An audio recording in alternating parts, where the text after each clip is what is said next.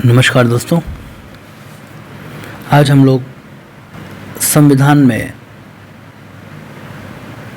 Articles या अनुच्छेदों की शुरुआत करेंगे।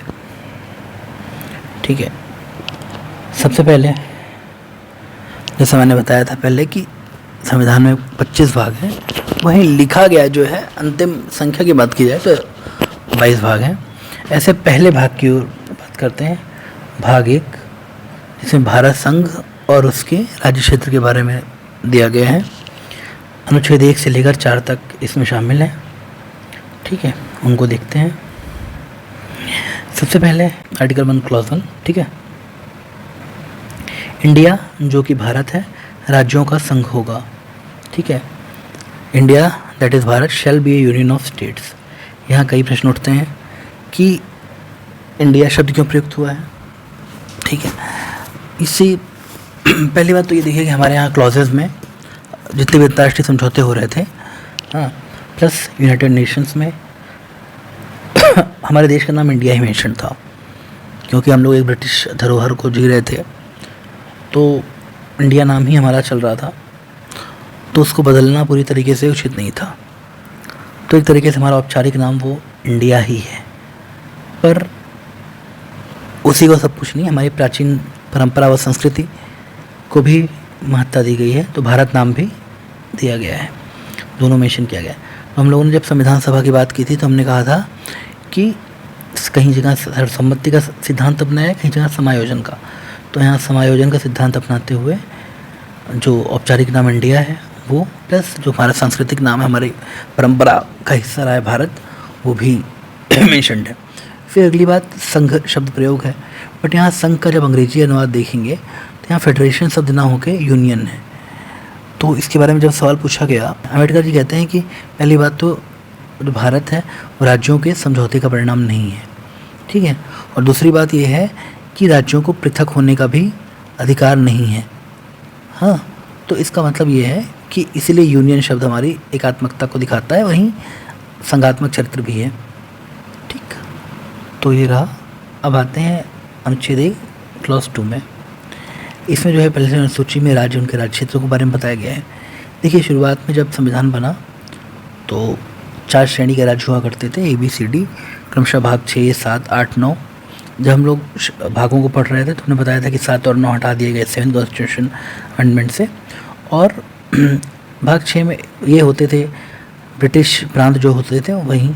ठीक है, साथ में कुछ बड़ी रियासतें जो थी, जो शामिल की गई थी 550 से अधिक, उनमें से C में ब्रिटिश हाई कमिश्नर के प्रांत हुआ करते थे, वहीं D में कुछ अर्जित क्षेत्र और कुछ छोटी रियासतें हुआ करती थी।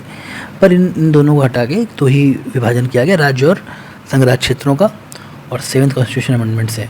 ठीक है, तो इसके बारे में पहली अनुसूची में इनके बारे में दिया गया है। वर्तमान में 28-8 है शायद। फिर अगला है भारत में राज्य क्षेत्र। ये क्या है? Territory in India. देखिए, दो बातें, एक अगर भारत के राज्य क्षेत्र की बात होगी तो राज्यों का क्षेत्र की बात होगी, संघ राज्य क्षेत्र की बात होगी, और अर्जित क्षेत्र की बात होगी। एक टर्म आता है भारत संघ। भारत संघ जब बोला जाता है, ठीक है, तो केवल राज्यों के क्षेत्र की बात हो रही है, यानी कि जितने स्टेट्स हैं, UP, MP और ये सब, जैसे दिल्ली संघ राज्य क्षेत्र, उसकी बात नहीं हो रही है। वहीं जब भारत के राज्य क्षेत्र की बात होगी तो ये भी इंक्लूड होगा, भारत संघ प्लस संघ राज्य क्षेत्र। तो ये राज्य क्यों का क्षेत्र इज पैरेलल टू भारत संघ। बहरहाल, तो भारत में राज्य क्षेत्र के राज्यों का क्षेत्र शामिल है, संघ राज्य क्षेत्र शामिल है, और अर्जित राज्य क्षेत्र शामिल है। अर्जित क्षेत्र एक्चुअली ये हुआ करते थे कि जो पहले से आपने कहीं से हासिल किए हैं, और शुरुआत में जैसे कि सिक्किम हुआ करता था, फ्रांस द्वारा पांडिचेरी प्राप्त होता है, तो ये सारे अर्जित क्षेत्र हुआ करते थे। आर्टिकल 2 को देखते हैं। संसद विधि द्वारा नए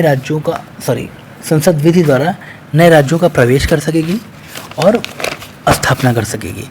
हाँ, यानी संसद जिन शर्तों के तहत उचित समझे नए राज्यों का प्रवेश करेगी, स्थापना करेगी। अब इसमें क्या है, प्रवेश का शब्द मतलब क्या है? प्रवेश का अर्थ ये है कि जो पहले से राज्य हैं, ठीक है, ऑलरेडी उनके पास सरकारें हैं, सब कुछ है, और वो भारत में शामिल हो रहे हैं। जैसे कि सिक्किम 1975 में भारत का हिस्सा बनता है, तो वो जो है क्या हुआ, प्रवेश हो रहा है।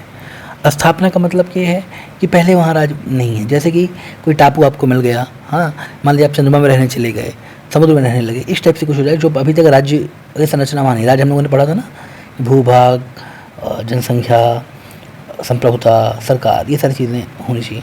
तो अभी ये नहीं है यहाँ पे, ठीक है। अंटार्कटिका का कोई हिस्सा हो गया, या फिर जैसे कि हम लोगों ने अंडमान निकोबार और लक्षद्वीप को हासिल किया, तो नए राज्यों की स्थापना जब होती है तो संसद विधि द्वारा ये कर सकता है, ठीक है। अगला क्या है, आर्टिकल 3, संसद विधि द्वारा नए राज्यों का निर्माण कर सकता है। अब इसमें कई पॉइंट्स हैं। पहली बात तो कैसे होगा, या तो कुछ राज्यों का क्षेत्र अलग करके, मान लीजिए कोई बड़ा राज्य उसका क्षेत्र अलग करके आपने बना दिया, उसी में से एक छोटा, जैसे कि छत्तीसगढ़ बना एमपी में से, यूपी में से यूके बन गया, उत्तराखंड बन गया। फिर राज्यों के नाम या सीमा में परिवर्तन कर सकता है, ठीक है। सीमा परिवर्तन कैसे, कि क्षेत्रों को घटा बढ़ा के ही होगा। नाम बदल देते हैं कई बार, ठीक है। जैसे कि बॉम्बे नाम था पहले, उसका नाम महाराष्ट्र कर दिया गया। ऐसे ही सीमा में भी परिवर्तन होता है, छोटे बड़े कर दिए जाते हैं, उनमें से कुछ क्षेत्रों को काट के। तो ये जैसे ये है, 2 या अधिक राज्यों या उनके भागों को मिलाकर नए राज्यों का निर्माण कर सकते हैं, हाँ।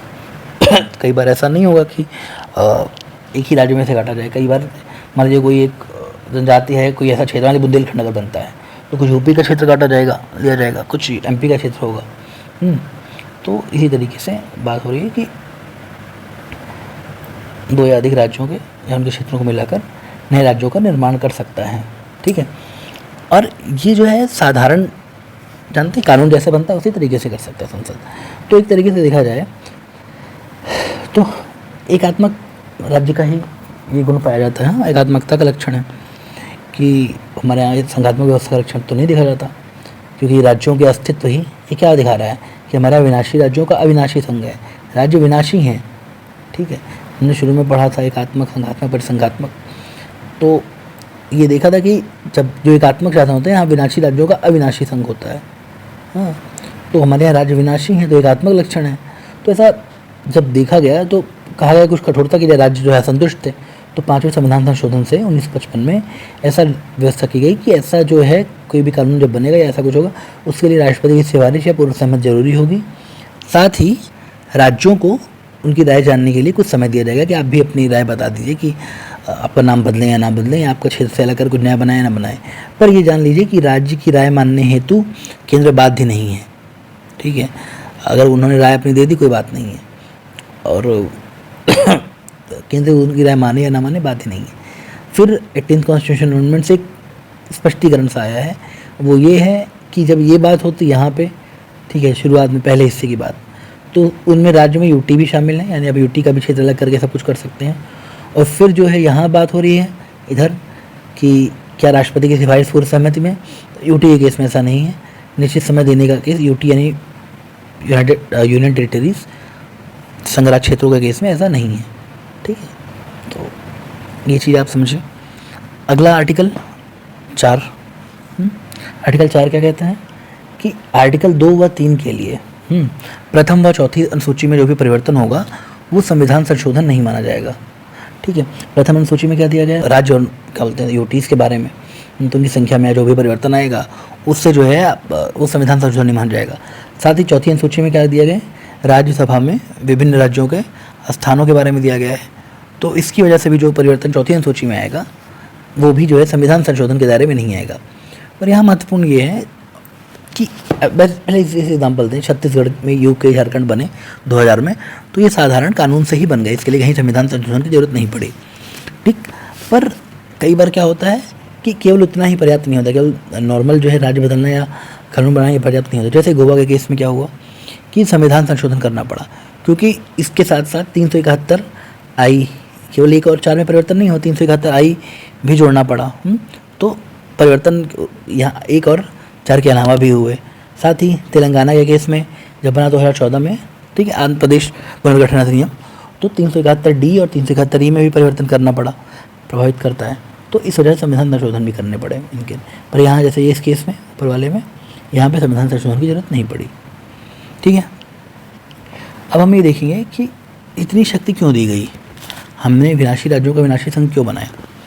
पहली बात तो ये ध्यान है कि भारत में जब स्वतंत्रता प्राप्त हुई तो जल्दी जल्दी में कुछ नए राज्य बन गए, साथ ही 550 से अधिक देसी रियासतें आई जुड़ी।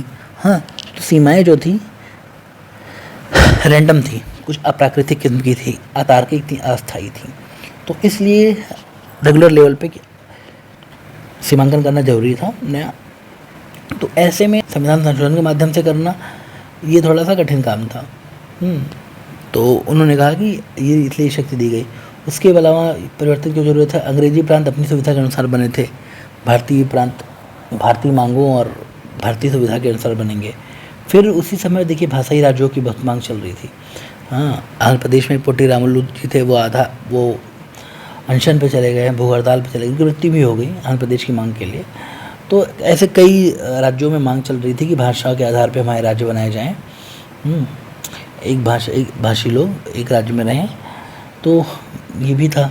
फिर नई प्राप्त स्वतंत्रता थी, राष्ट्र निर्माण प्रक्रिया थी। ऐसे में क्या होता है कि केंद्र का मजबूत होना जरूरी होता है, ताकि जो है वो ज़रूरत के हिसाब से चीज़ों को मैनेज कर सकें। फिर विभाजन का दंश भी था। हाँ, पाकिस्तान अलग हो गया। ऐसे ही कहीं अन्य राज्यों में, कई ऐसे अन्य समूहों में, जहाँ पंजाब में या कहीं और ऐसी कोई समस्या ना खड़ी हो जाए, तो उस केस में जो है प्रशासनिक सुविधा के अनुसार सीमा में परिवर्तन किया जा सके केंद्र द्वारा, तो ये शक्ति दी गई। ठीक है,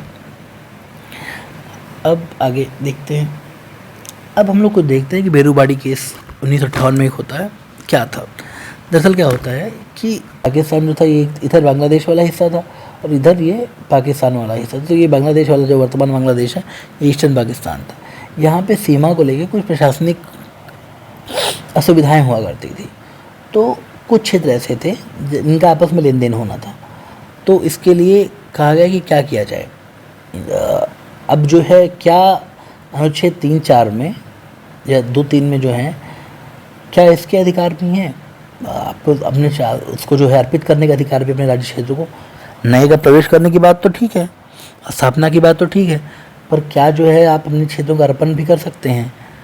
तो तमाम विरोध हुए। तो उस समय तत्कालीन प्रधानमंत्री द्वारा या राष्ट्रपति द्वारा ये राय मांगी गई सुप्रीम कोर्ट से। तो पूछा गया कि क्या अपने राज्य क्षेत्रों को अर्पित करने का अधिकार भी है हमारे पास? ठीक है। दूसरा, यदि हाँ है तो किस तरीके से होगा, किस तरीके से, मतलब क्या 2-3 से हो जाएगा या फिर अन्य कोई तरीका होगा? सुप्रीम कोर्ट कहती है कि हाँ, हर संप्रभु राज्य के पास अपने क्षेत्र को अर्पित करने का अधिकार भी होना चाहिए, कोई दिक्कत नहीं है। दूसरी बात जो है ये कि लेकिन ये जो है किसी एग्जीक्यूटिव ऑर्डर, कार्यपालिकी आदेश से नहीं होगा, अनुच्छेद 2-3 से नहीं होगा, परंतु इसके लिए संविधान संशोधन जरूरी है। ठीक है, क्योंकि ये सीरियस मुद्दा है अपने राज्य क्षेत्र को सौंपना। वरना कोई भी सरकार आ जाए, सारा क्षेत्र कह दे भैया आधा भारत आज से पाकिस्तान का या अलग हो जाए, तो ऐसा आप नहीं कर सकते ना। तो वही कहते हैं कि आर्टिकल 2 में प्रवेश की बात है, प्रस्थान की बात नहीं है।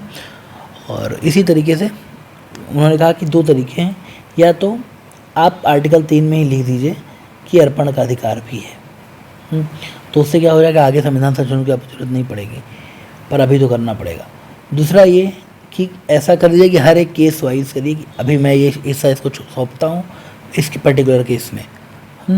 इसमें क्या होगा कि आपने अनुसूची 1 में से ये हिस्सा काटा जाता है, आप इतना लिख दीजिए। तो ऐसा उन्होंने कहा कि ऐसा है कि हम लिख देंगे तो आगे पता नहीं सरकारें या फिर साधारण बहुमत से ही करने लगेंगी, सौंपने लगेंगी, तो वो दिक्कत है। तो उन्होंने ये सेकंड तरीका अपनाया और इस पर्टिकुलर केस में 9th कॉन्स्टिट्यूशन अमेंडमेंट लाते हुए ईस्टर्न पाकिस्तान को कुछ हिस्से सौंप दिए। फिर बाद में 100वां संविधान संशोधन भी होता है, तो बांग्लादेश को भी कुछ ऐसे इंक्लेव का आदान प्रदान होता है, इंक्लेव्स का, तो भी ये संविधान संशोधन एक बार और होता है। ठीक है, तो कोई दिक्कत नहीं है। ऐसे ही एक मगन भाई का मामला था। देखिए, जो भारत में कच्छ वाला हिस्सा है, ठीक है, तो वहाँ पर सीमा का थोड़ा सा तार्किक निर्धारण हेतु तो भारत पाक जो है एक निष्पक्ष तीसरी पार्टी के पास जाना चाह रहे थे। हाँ, क्योंकि विवाद चल रहा था, सीमा विवाद, तो गुजरात के कच्छ वाले क्षेत्र में। तो उन्होंने कहा कि भाई हम किसी तीसरी पार्टी के पास जाएंगे। तो एक मगन भाई थे, उन्होंने कहा कि ऐसा है कि कोई तीसरा अगर निर्धारण करेगा तो ये हमारे देश की संप्रभुता पे खतरा है। तो सुप्रीम कोर्ट से सलाह मांगी। उन्होंने कहा कि ऐसा है कि सीमा विवाद है तो तीसरे पक्ष के पास जाना ये संप्रभुता पे खतरा नहीं है। ठीक है, और सरकार ने कहा कि हमने केवल सलाह मांगी तीसरे पक्ष से, उनकी बात नहीं मानी जाएगी, तो फिर कोई दिक्कत ही नहीं है। कोर्ट ने मान लिया और उन्होंने कहा ठीक है, कोई दिक्कत नहीं। ये है, कल हम लोग राज्यों के पुनर्गठन, गठन इत्यादि के बारे में जानेंगे। ठीक है, बहुत बहुत धन्यवाद।